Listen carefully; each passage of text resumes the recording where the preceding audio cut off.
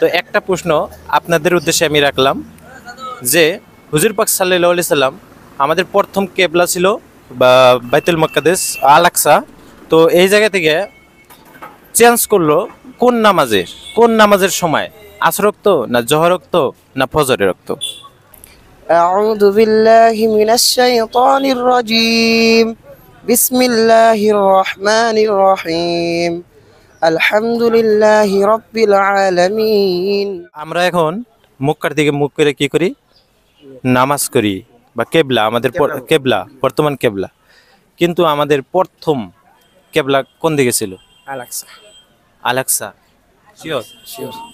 মাশাআল্লাহ, right answer.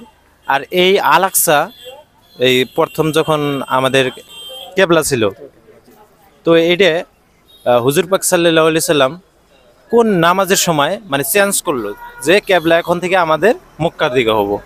এটা বলতে পারবেন? অপশন দেন। পারবেন? অপশন দেন। অপশন: ফজর রক্ত, জোহর রক্ত, আসর রক্ত। আসর। জি আসর। প্রিয় দর্শক, সব প্রশ্নের অ্যান্সার যে সবাই পাবো এটা না, কিন্তু এই ভাইরা কিন্তু চমৎকার জবাব দিয়ে দিয়েছেন। সব কয়টা প্রশ্নের সঠিক অ্যান্সার দিয়ে দিয়েছেন। তো একটা প্রশ্ন আপনাদের উদ্দেশ্যে আমি রাখলাম যে হুজুর পাক সাল্লাল্লাহু আলাইহি সাল্লাম আমাদের প্রথম কেবলা ছিল বা বাইতুল মুকাদ্দাস আল আকসা। তো এই জায়গা থেকে চেঞ্জ করলো কোন নামাজের সময়? আসর রক্ত না জোহর রক্ত না ফজরের রক্ত? তো আপনারা কমেন্ট বক্সে জানিয়ে দিবেন যে জিন জাতি কিসের তৈরি? আগুনের তৈরি। আগুনের তৈরি। মাশাআল্লাহ। তো এই ধরনের প্রোগ্রামে কোনোদিন এর আগে অংশগ্রহণ করছো নাকি? না প্রথম এটা। কিরম লাগতেছে? ভালো লাগছে। দর্শকের উদ্দেশ্যে কিছু বলেন। এরকম প্রোগ্রাম করা লাগে, কারণ এরকম প্রোগ্রাম ওসিলা করে বহুত মানুষ শিখতেও জানে। এক নম্বর প্রথমত শেখারও হয়, নলেজ আরও বেশি করে পারে। তা সবাই ভাই চ্যানেলটা সাবস্ক্রাইব করেন, কমেন্ট করেন, কেমন আছে জানান। শেষ একটা রিকোয়েস্ট, সূরা ফাতিহাটা অল্প দর্শকদেরকে শুনিয়ে দিয়ে।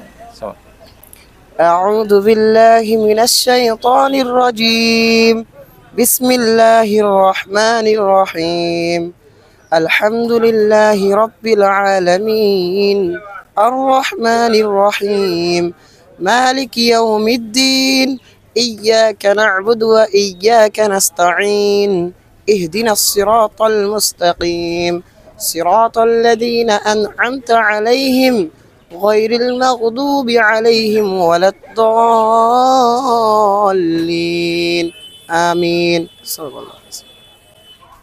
খুব সুন্দর মধুর কণ্ঠে শোনাইল সূরা ফাতিহা। তো ভিডিওটা আপনারা বেশি শেয়ার করে দেবেন। তো ভাইদেরকে আমি পুরস্কার দিতেছি, আমাদের চ্যানেলের পক্ষ থেকে ছোট্ট একটা উপহার গ্রহণ করবেন।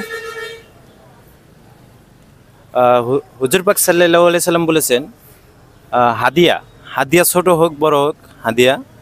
তো আমরা সবাই হাদিয়া, কোনো ব্যক্তি যদি হাদিয়া দেয় অবশ্যই হাদিয়া গ্রহণ করা লাগবে। তো আমাদের জন্য দোয়া রাখবেন। ইনশাআল্লাহ।